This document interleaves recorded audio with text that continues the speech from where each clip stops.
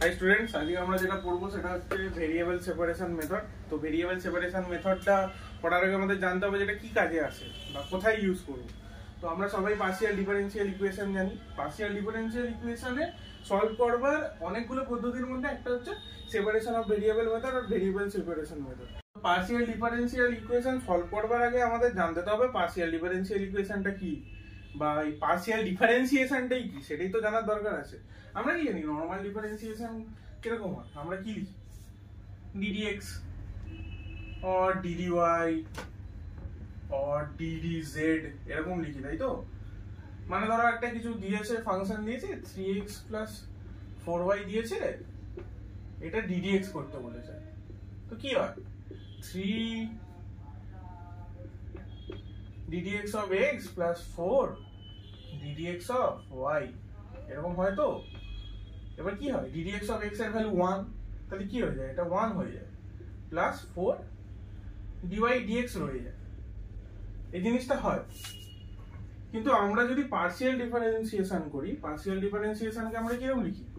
del del x, del del y, del del z, del del m এরকম লিখি, ঠিক আছে? এই পার্শিয়াল ডিফারেন্সিয়েশন যদি করি, এই del del x টা শুধুমাত্র x এর উপরই অপারেট করবে, del del y টা y এর উপর অপারেট করবে, z del del z টা শুধু z এর উপর অপারেট করবে, del del m টা শুধু m এর উপর অপারেট করবে। মানে কিরকম? যদি এই 3x plus 4y টাকেই আমরা করি del del x, ঠিক আছে? তাহলে এটা কি হবে? 3 del del x of x plus 4 del del x of y, এটা কি হবে? del del x of x 1, তাহলে এটা 3 হয়ে যাবে, এটা 0 হয়ে যাবে। কেন কি?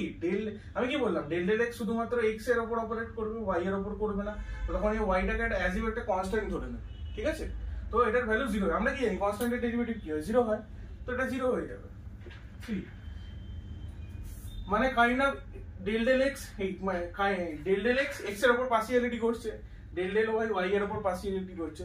So hence the name partial derivative. এবার আমরা একটা অঙ্ক নিচ্ছি যেটা হচ্ছে del u del x equal to 2 del u del t plus u।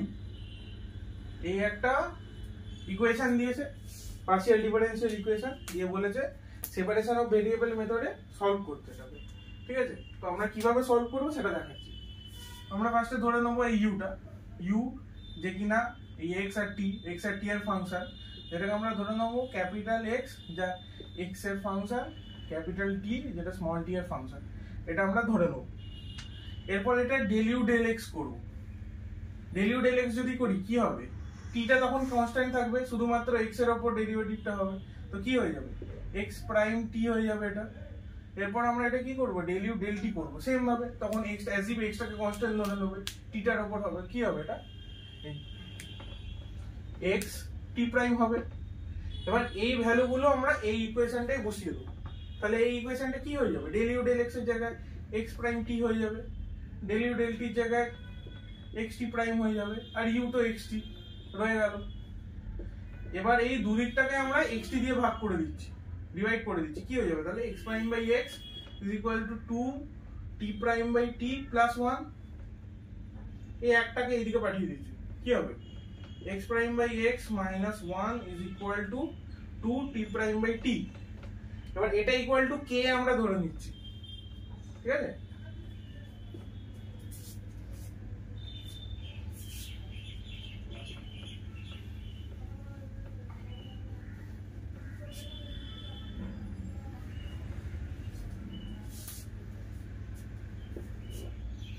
এদিকে কি ছিল? x prime by x minus 1 is equal to k ছিল, তাই তো? এবার আমরা কি করব? 1 টাকে এদিকে পাঠিয়ে দেবো, তাহলে x প্রাইম বাই x এর ভ্যালু k প্লাস 1 হয়ে যাবে। নেক্সট স্টেপে আমরা যেটা করব, ইন্টিগ্রেটিং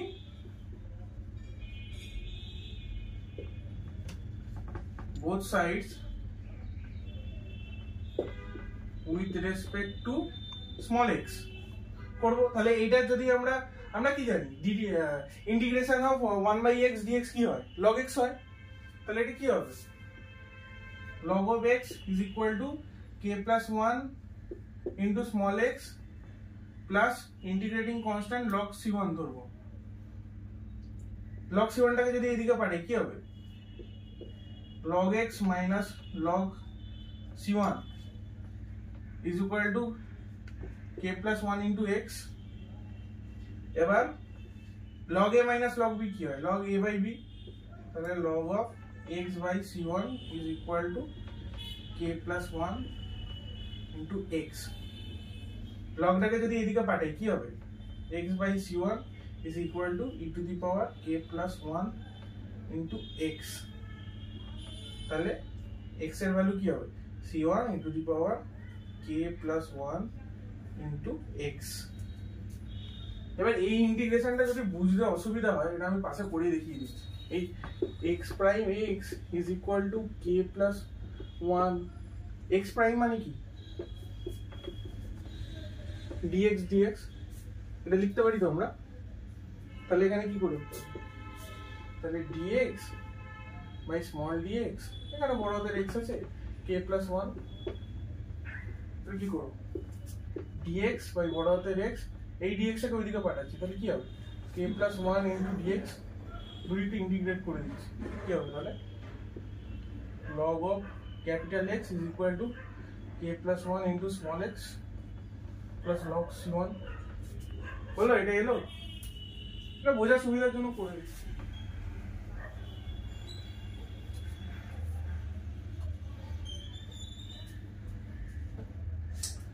এবার আসি t prime by t, 2t prime by t, এটা কে ছিল, সিমিলারলি এটা যেরকম করেছি সেইভাবে করব।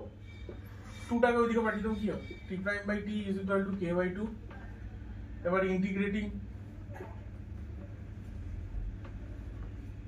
both sides with respect to small t, same এটা যেভাবে করেছি একটু আগে করে দেখালাম, সেই একই ভাবে করতে হবে, তাই আর করে দেখাচ্ছি না। তাহলে এটার ভ্যালু কি হবে, log t is equal to k by 2 into t plus integrating constant log c2 ধরলাম। আবার এটাকে এখানে পাঠাবো, তাহলে এটা কি হয়ে যাবে, এটা স্টেপ জাম্প করলো, ঠিক আছে, এটা বোঝা যাচ্ছে। t c2 is equal to k by 2 into t, লগটাকে ওইদিকে পাঠাবো, কি হবে t by c2 is equal to e to the power k by 2 into t,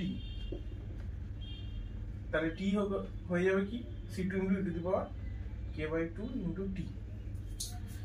x এর ভ্যালু বেরোলো, t এর ভ্যালু বেরোলো। এবার আমরা কি জানি u x t এর ভ্যালু কি ছিল, x into t ছিল। এই ভ্যালুগুলো যদি পুট করে দিই তাহলে কি হবে, c1 e to the power k plus 1 into x into c2 e to the power k by 2 into t। এবার c1 আর c2 দুটোই কনস্ট্যান্ট, যদি আমরা দুটোকে মাল্টিপ্লাই করি তাহলে তো একটা কনস্ট্যান্টই আসবে। 2 একটা কনস্ট্যান্ট, 3 একটা কনস্ট্যান্ট, 2 into 3 করলে 6 হয়। 6 কি ভেরিয়েবল, ভেরিয়েবল তো নয়, কনস্ট্যান্ট তো। সেরকম তাহলে c1 আর c2 টাকে আমরা যদি এটা c ধরে নিই, তাহলে c e to the power, এবার e to the power k1 into x is multiplied by e to the power k by 2 into t।